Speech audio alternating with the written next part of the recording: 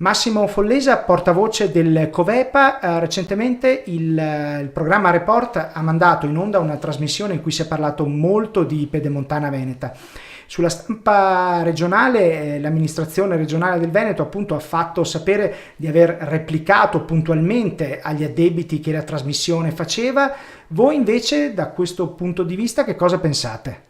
Che non è affatto vero, che innanzitutto non si è presentato il presidente della regione Zaia, scappato, non ha replicato alle questioni reali, ha mandato un paravento che è l'avvocato Corsini, il quale di fatto non è riuscito, ha ammesso il debito futuro per Regione Corsini Veneto. È il nuovo commissario e in più regionale. il vecchio regionale e in più il vecchio commissario, l'ingegner Vernizzi, di fatto non ha saputo replicare agli appunti che la puntata gli faceva. Ecco, tra le questioni più importanti c'è quella del cosiddetto scarico, viene usato questo brutto termine, del rischio di impresa sui bilanci della regione. Alla fine anche sulla stampa regionale Zaia ha dovuto ammettere: cari veneti, quando sarà pronta prendete sta Pedemontana, perché altrimenti peserà duramente sul bilancio della regione se non ci saranno gli introiti da pedaggio.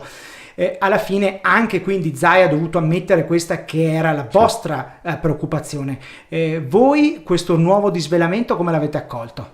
Ma dovrebbe essere molto preoccupante, perché è in grado di minare il bilancio. Vale a dire che attaccarsi al fatto, come ha detto in trasmissione l'avvocato Corsini, che questo debito lo avremo fra alcune decine di anni, non vuol dire che lo riusciremo a risolvere. Una delle questioni rilevanti è proprio questo, no? Cioè, sono flussi di traffico che sembrano non esistere attualmente. Ecco, voi mi pare di capire che sosteniate questo fatto, cioè c'è il rischio reale che una cifra nell'ordine di 12, forse 15 miliardi dovrà essere scadenzata su 40 anni di tempo, che è la durata della concessione, e che saranno quasi o tutti interamente a carico della collettività veneta se l'autostrada o la superstrada non verrà utilizzata. Allora la domanda che faccio è: se i flussi di traffico saranno per esempio quelli della Valdastico Sud o quelli della Pedemontana Lombarda, che cosa succederà poi concretamente per le tasche dei cittadini veneti? Avremo un ricarico di centinaia di milioni all'anno che sono in grado di impedire qualsiasi tipo di investimento sull'ordinaria manutenzione, sul risanamento del territorio dal punto di vista idrogeologico, sui rischi, diciamo, di alluvione. Di fatto vuol dire togliere la disponibilità corrente, perché va investita obbligatoriamente su strade. Questo obbligo va ripartito in due fasce: uno che è stringente da contratto, sono 7 miliardi, 154 milioni all'anno per 39 anni, e la differenza per arrivare ai 12 miliardi di esercizio caricata sul bilancio. È evidente che la mancanza dei pedaggi, la mancanza di traffico è proprio una mancanza di pedaggio, cioè di cassa, di flussi di cassa. Noi stiamo parlando di un'opera che pensa di distribuire, di ricavare 950.000 euro al giorno, entrando in concorrenza diretta con un'opera come la 22, la Brennero Modena, che collega la Padinola Padana con la Baviera. Siamo su due ordini di grandezza, quindi è facile attendersi ordini di grandezza diversi, ed è facile attendersi un fallimento. Modello Valdastico Sud vuol dire avere meno di 10.000 veicoli al giorno. Ecco, io volevo chiedere una cosa.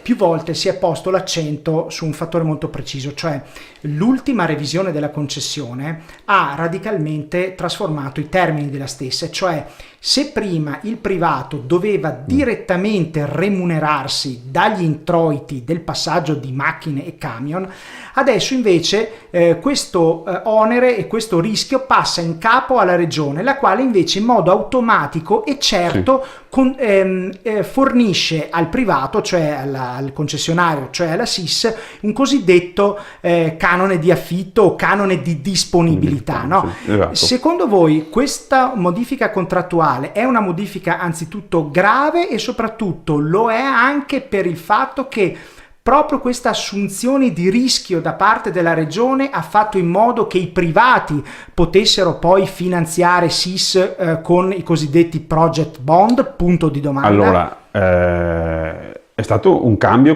completo della gara europea.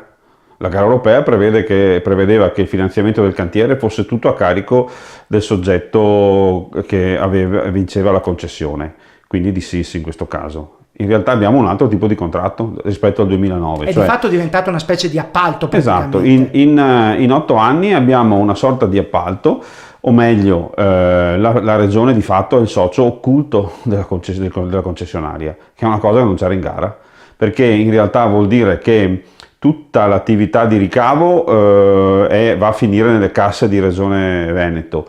Se i ricavi sono insufficienti, vengono ripianati con il bilancio, col bilancio ordinario della regione. Quindi voi dite ci sono anche i rischi concreti che questa cosa si riverberi pure sui servizi alla persona, la sanità, sì, gli assetti sociali? Certo, perché oppure l'alternativa è dichiarare già in perdita una società. Per capirci, Pedemontana Lombarda è fallita per un buco di 200 e passa milioni, non è fallita definitivamente in una fase di concordato, però insomma ce lo ricordiamo nel 2017 gli articoli di Pietro che dichiarava si è dimesso, insomma era presidente della società.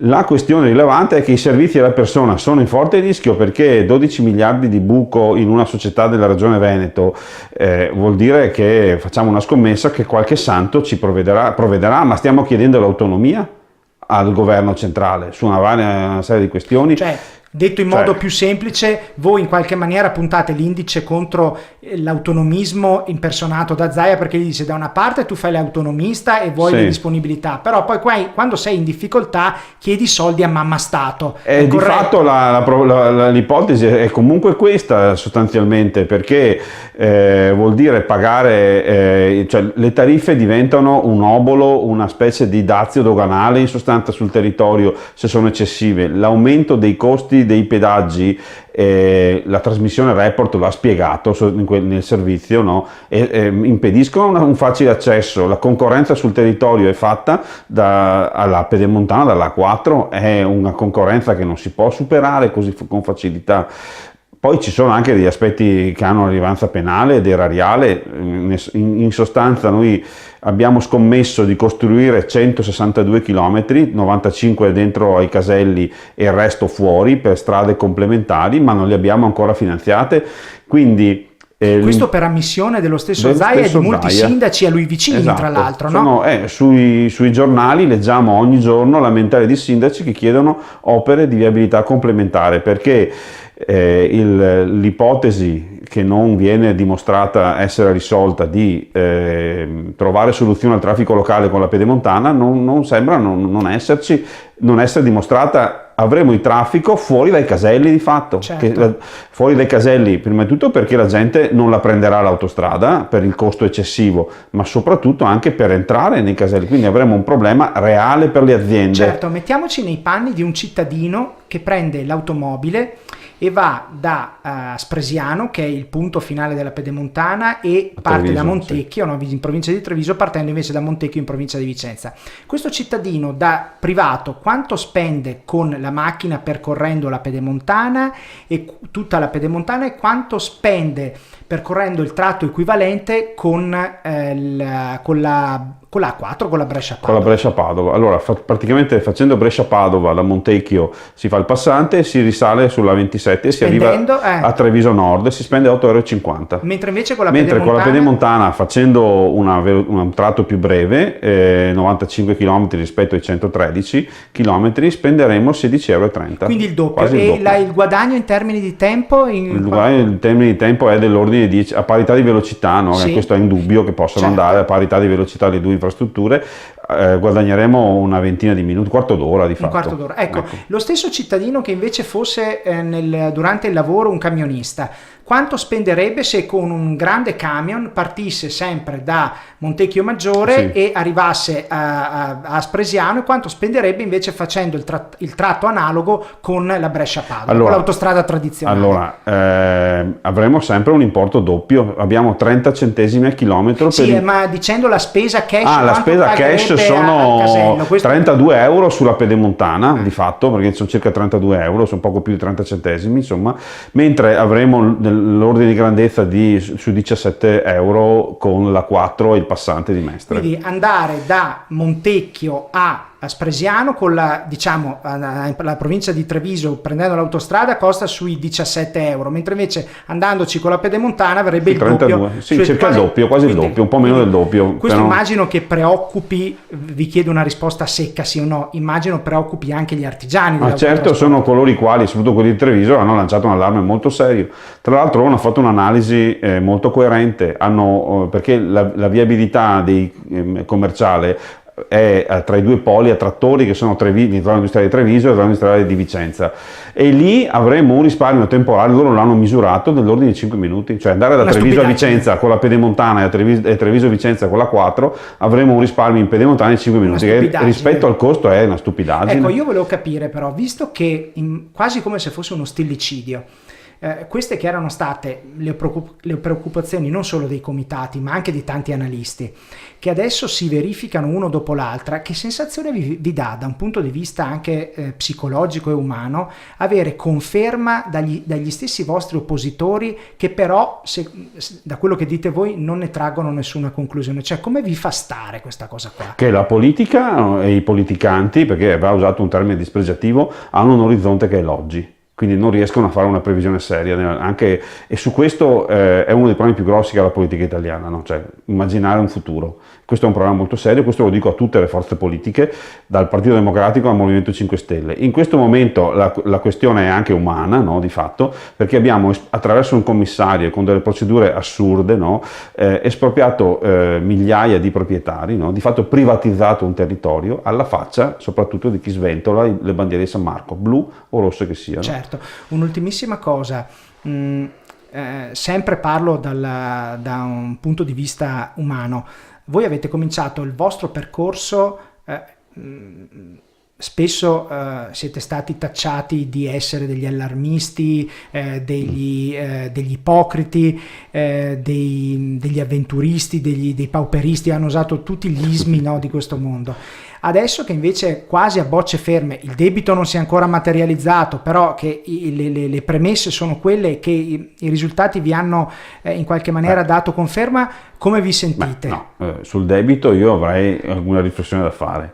In questo momento i soldi pubblici sono 1 miliardo. La questione è che un privato non li deve restituire, ma è lo Stato che li ha regalati. Questo per quanto concerne quindi la costruzione. Sulla costruzione abbiamo già un debito, per me è un debito, certo. Perché in realtà invece di restituirmelo sul pedaggio me lo fa scontare con le cifre che abbiamo detto. Il fatto di essere accusati di essere dei pauperisti, la cosa non ci fa, cioè, allora, c'è una riflessione da fare. Nel 1974 qualcuno ha scritto un testo importante che sono i limiti allo sviluppo, e questa è una riflessione da fare. Quel testo dopo 40 anni è falso o è vero? È vero, i cambiamenti climatici stanno lì a dircelo.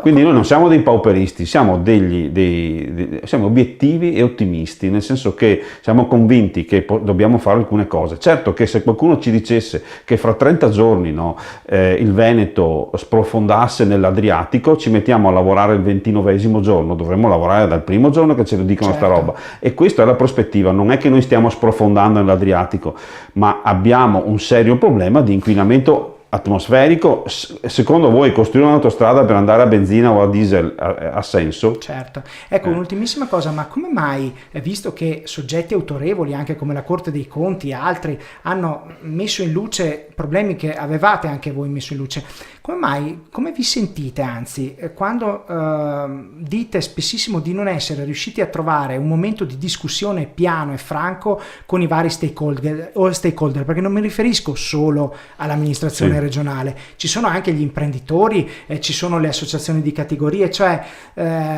si ha l'impressione che quasi ci sia stata una convenza ad escludendum nei vostri confronti, quando invece poi i dati di fatto sono stati questi. Questo come vi fa sentire? Allora, l'esclusione parte dal fatto che noi mettiamo in discussione l'opera, cioè l'abbiamo detto e scritto, non è un dato assoluto, può essere riconvertita a un'opera che sia razionale, per esempio l'eliminazione dei caselli, per esempio, visto che ho finanziato 1 miliardo dei 3 miliardi di costo, la ripartizione sui pedaggi o la liberalizzazione del traffico, altre forme di pagamento. Questa cosa qua non avviene nei nostri, non dico contestatori, ma insomma negli altri portatori di interesse, perché prendono l'assunto che l'opera va fatta. Di fatto così appare chiaro, però questo tipo di l'infrastruttura serve a infilare denaro nel sistema, cioè non è un'opera che risolve il traffico o gestisce un territorio, ma serve a dare denaro alle imprese. Da questo punto di vista le imprese stanno zitte, anche se è evidente che c'è una tara, no? Dal punto di vista dei costi di pedaggio, dal punto di vista della